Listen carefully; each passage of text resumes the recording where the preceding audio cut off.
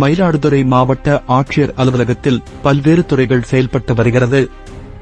இங்கு பணியாற்றக்கூடிய உயர் அதிகாரிகள் தங்களது சொந்த வாகனங்களை வாடகை வாகனங்களாக பயன்படுத்தி வருவதாக உரிமைக்குரல் ஓட்டுநர் தொழிற்சங்கத்தினர் குற்றம் சாட்டியுள்ளனர். மேலும் அதற்கான வாடகை தொகையை அதிகாரிகள் பெற்றுக்கொண்டு அரசாங்கத்திற்கு வரி மற்றும் வருவாய் இழப்பை ஏற்படுத்தும் வகையில் செயல்படுவதாக கூறி இன்று மயிலாடுதுறை மாவட்ட ஆட்சியர் அலுவலகத்தில் மனு அளித்தனர். மேலும் பலமுறை வட்டார போக்குவரத்து அலுவலகங்களில் புகார் அளித்தும் நடவடிக்கை எடுக்கப்படவில்லை என மாவட்ட ஆட்சியர் H.S. ஸ்ரீகாந்திடம் தெரிவித்து மனு கொடுத்தனர். மனுவினை பெற்றுக்கொண்ட மாவட்ட ஆட்சியர் உரிய நடவடிக்கை எடுப்பதாக தெரிவித்தார்.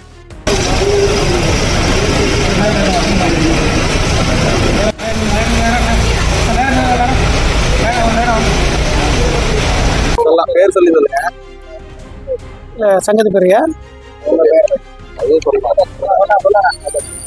உரிமைக்குரல் ஓட்டுநர் தொழிற்சங்கம் மயிலாடுதுறை மாவட்டம் மாநில செயலாளர் பாலமுருகன். மயிலாடுதுறை மாவட்டத்தில் இந்த ஓட்டுநர் தொழிலை நம்பி பல்லாயிரக்கணக்கான ஓட்டுநர்கள் இந்த தொழிலை நம்பி இருக்கோம். ஆனால் இன்றைக்கி ஓட்டுநர் மற்றும் உரிமையாளர்களோட குடும்பங்களின் பிரச்சனைக்கு பார்த்திங்கன்னா சொந்த பயன்பாட்டு வாகனங்களை வாடகைக்கு இயக்கிறது பார்த்திங்கன்னா இன்றைக்கி பெரும் பிரச்சனையாக இருக்குது. இது குறித்து நம்ம வட்டார போக்குவரத்து அலுவலகத்தில் பல முறை மனு கொடுத்துருக்கோம். இது வரைக்கும் பார்த்திங்கன்னா அவங்க எந்த விதமான நடவடிக்கையும் அந்த மனுக்கள் மீது எடுக்கலை. ஆர்ப்பாட்டங்களையும் தொடர்ந்து பண்ணிகிட்டு இருக்கோம்.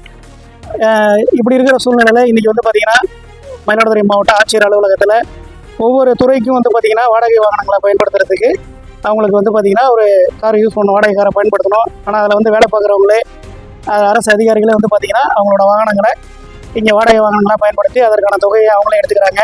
இதனால் இது ஒரு உரிமையாளரும் ஒரு ஓட்டுநர் குடும்பத்துக்கு கிடைக்க வேண்டிய அந்த வருமானம் அப்படின்றது கிடைக்காம போயிட்டுருக்கு. இது குறித்து இன்றைக்கி பார்த்திங்கன்னா உரிமைக்குரல் ஓட்டுநர் தொழிற்சங்கத்தின் மூலமாக மாவட்ட ஆட்சியாளரிடம் மனு கொடுத்துள்ளோம்.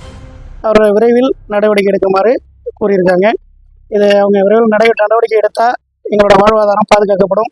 நடவடிக்கை எடுக்காத பட்சத்தில் இந்த மாத இறுதியில் நாங்கள் ஒரு ஆட்சியர் அலுவலக வாயிலேயே கண்டன ஆர்ப்பாட்டம் நடத்த உள்ளதாக தலைமையின் சார்பாக அறிவித்துள்ளார்கள்.